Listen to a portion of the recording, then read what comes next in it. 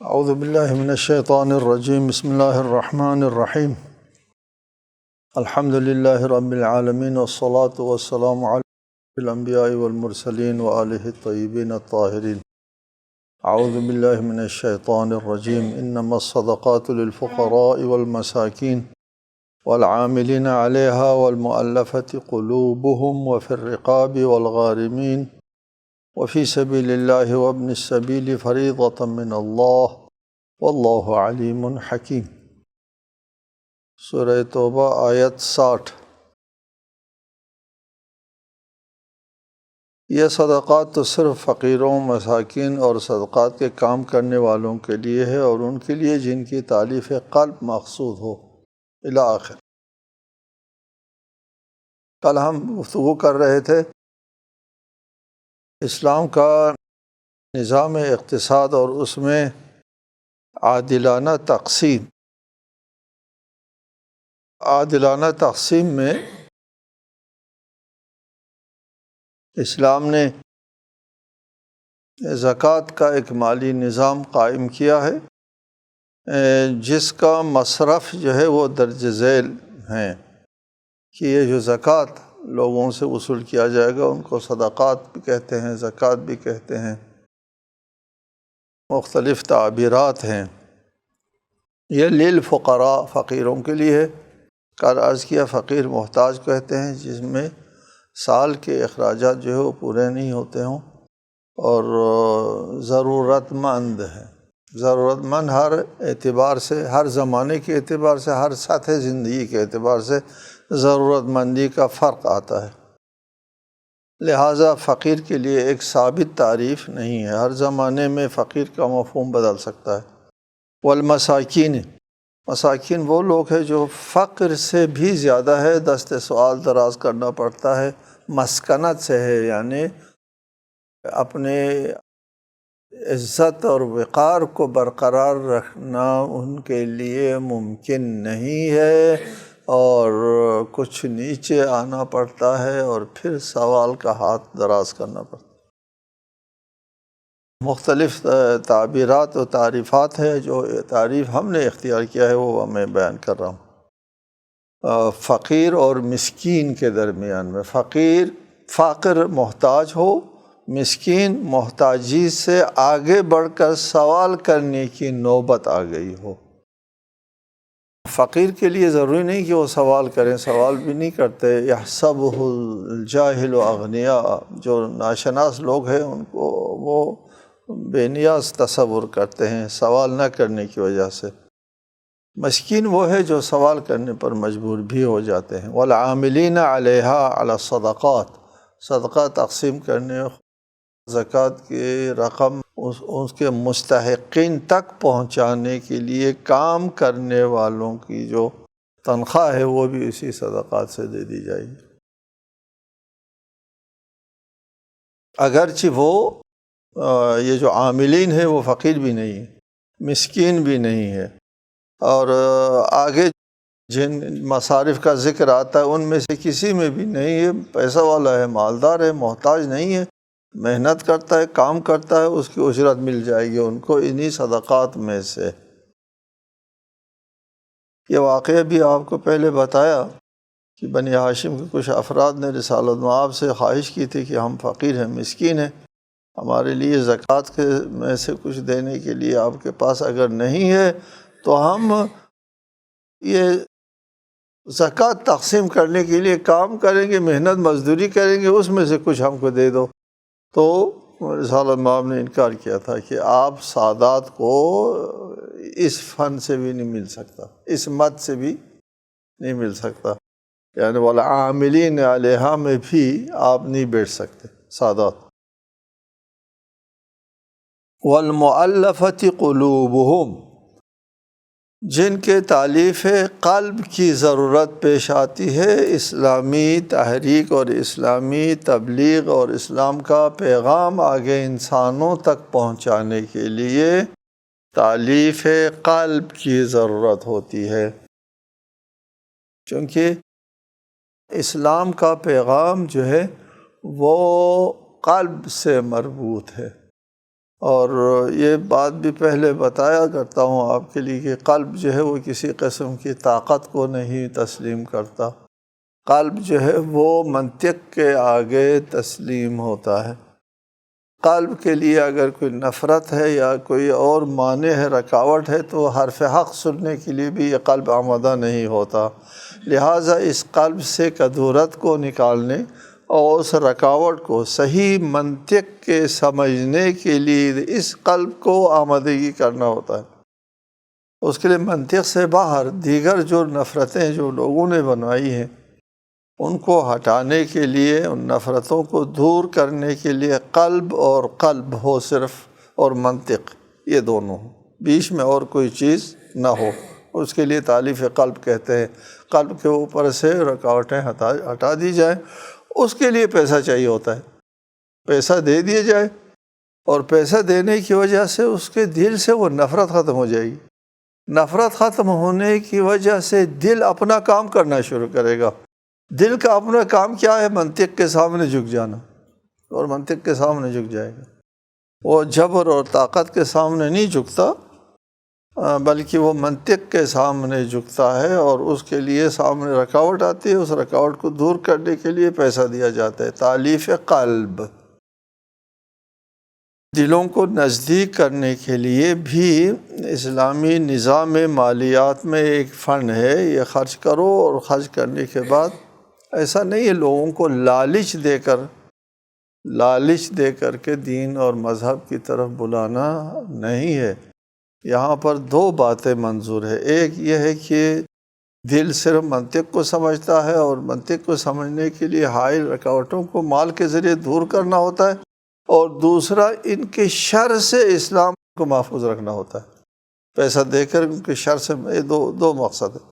ان دو مقاصد کے لیے پیسہ خرچ ہو سکتا ہے، اور اس کے لیے ایک مد ہے اسلامی نظام اقتصاد میں، اور ان کو اس مد میں سے دیا جائے گا۔ چنانچہ فتح مکہ کے بعد تازہ اسلام کے دائرۂ حلقے میں جن لوگوں نے قدم رکھ لیا تھا، ان کو قدیم سے لڑنے والے انصار کے مقابلے، انصار کو کچھ بھی نہیں دیا۔ کل یہ جو آئے تھے فتح مکہ کے بعد اسلام کے دائرے میں قدم تازہ رکھا تھا، ان کو مالا مال کر دیا، 100 اونٹ دے دیے، ایک آدمی کو 100 اونٹ دیا جنہوں نے ابھی قدم رکھا ہے، اور پوری زندگی اسلام کے خلاف لڑتے رہے، اور آج اسلام کے قریب آیا تو 100 اونٹ دے دیا، اور شروع سے لے کر ابھی تک جو جہاد کر رہے ہیں ان کو کچھ بھی نہیں دیا۔ بڑی آزمائش ہے۔ ٹھیک، تالیف قلب کے بہت اپنی جگہ ایک اہمیت ہے۔ یہاں پہ ایک مسئلہ ہے، کہتے ہیں کہ آج کیا تالیف قلب کے فن کی ضرورت ہے یا نہیں ہے۔ ایک نظریہ یہ ہے کہ جب اسلام کی شان و شوکت جو ہے وہ اس حال میں آ گیا ہے، طاقت میں آ گیا ہے، لہٰذا تالیف قلب کے لیے لوگوں کو اپنے نزدیک کرنے کے لیے یا لوگوں کے شر سے محفوظ رکھنے کے لیے پیسہ خرچ کرنے کی کوئی ضرورت نہیں ہے۔ ایک اجتہاد ہے بعض اصحاب کا، یہ جو ہے وہ اس کو دیگر اصحاب نے رد کیا تھا۔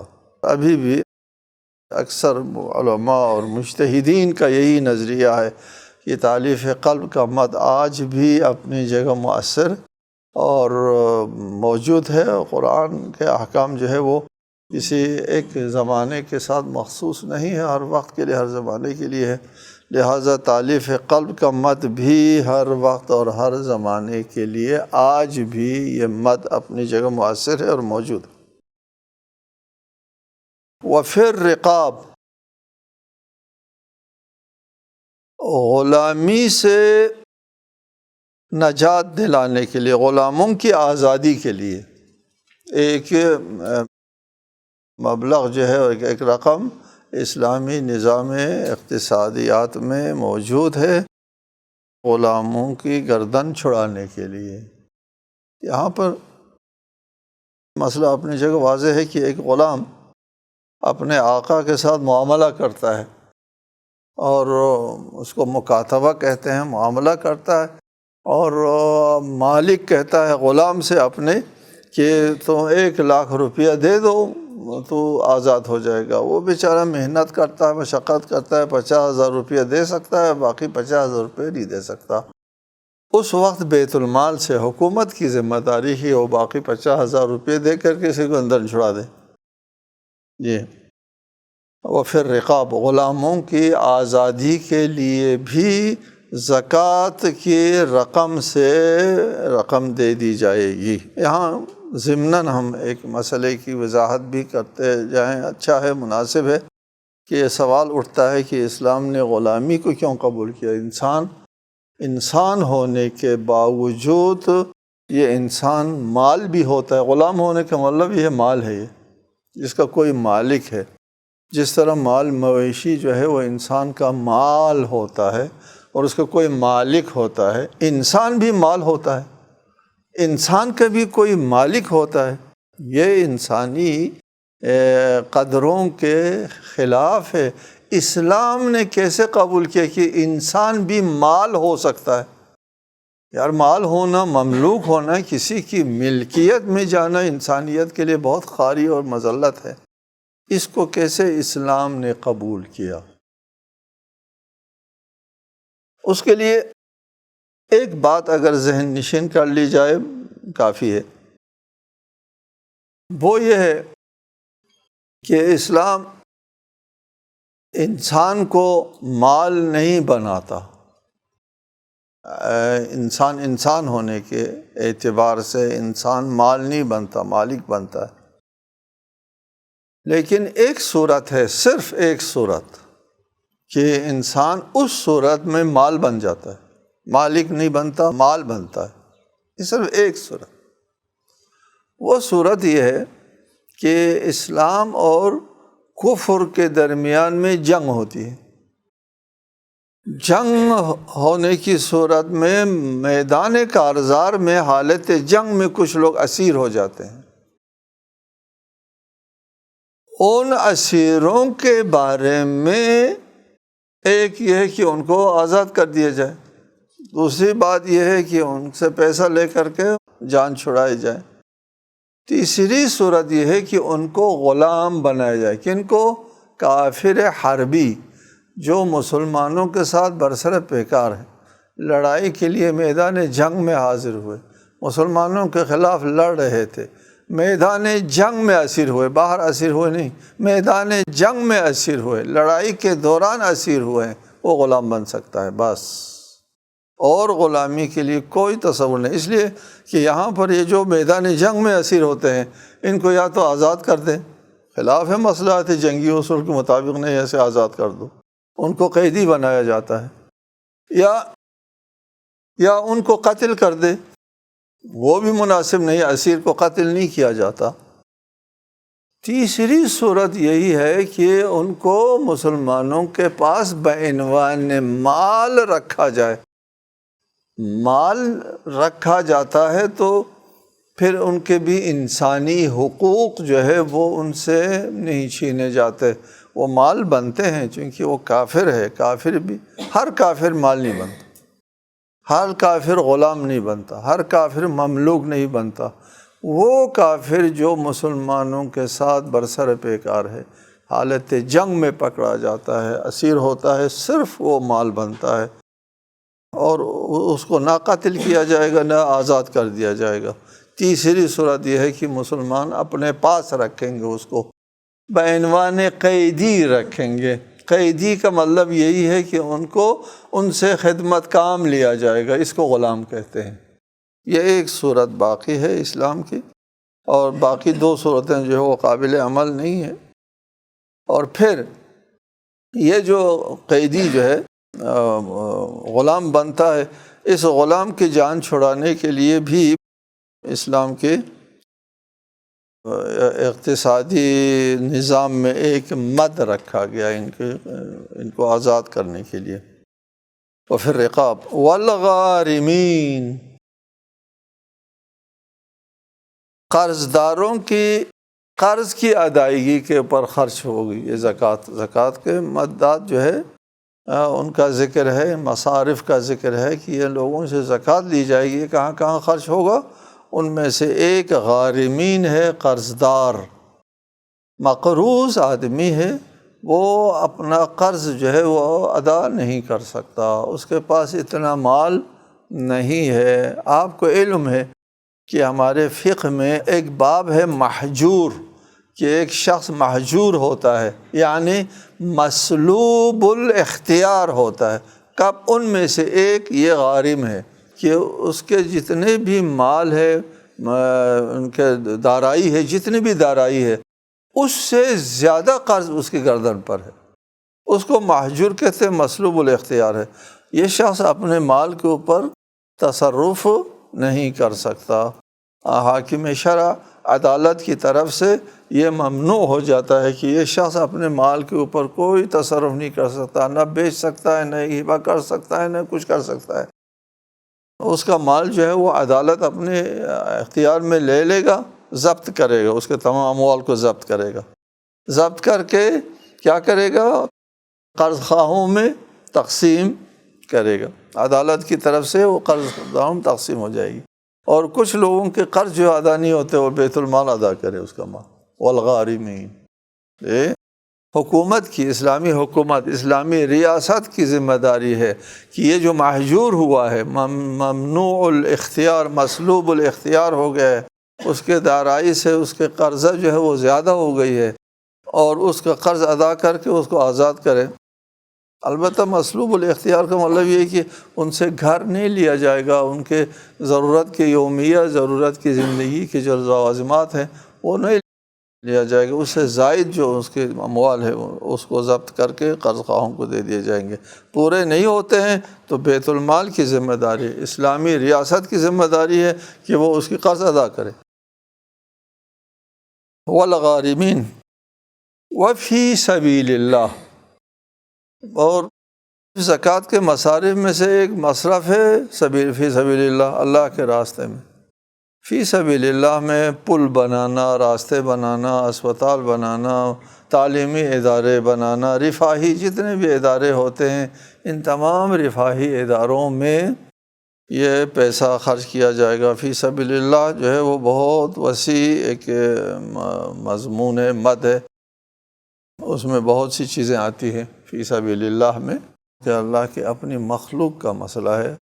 راہ خدا سے مراد وہی راہ مخلوق، راہ خدا ہے، اس کے اپنے مخلوق کے اسپتال بنانا، پل بنانا، راستہ بنانا مخلوق سے مربوط ہے، اس کو سبیل اللہ کہا ہے۔ وابن السبیل، اور مسافر، ابن سبیل مسافر کو کہتے ہیں، اس کے اوپر بھی خرچ ہو جائے گی زکوٰۃ۔